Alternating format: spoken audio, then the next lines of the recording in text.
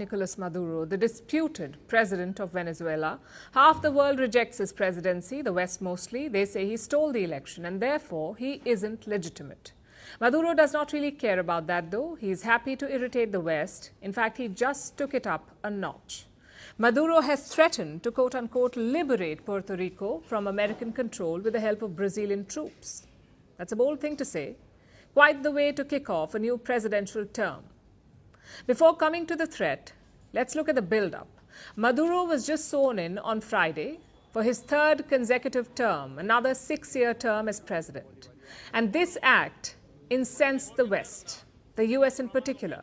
Washington responded with the usual slew of sanctions. They added 8 more Maduro supporters to the list, bringing it up to 187 individuals.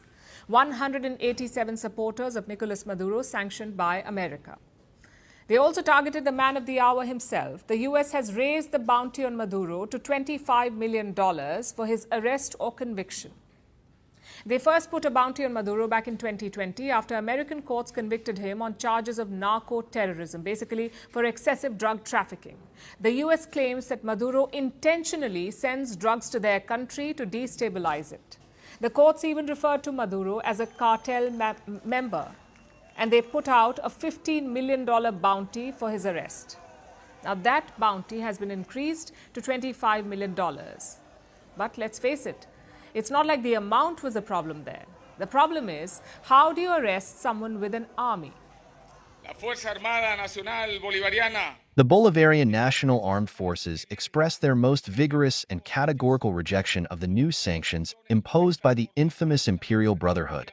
Today, the Office of Foreign Assets Control of the U.S. Department of the Treasury, along with the European Union and the United Kingdom, attacked Venezuelan state officials, including our commander-in-chief.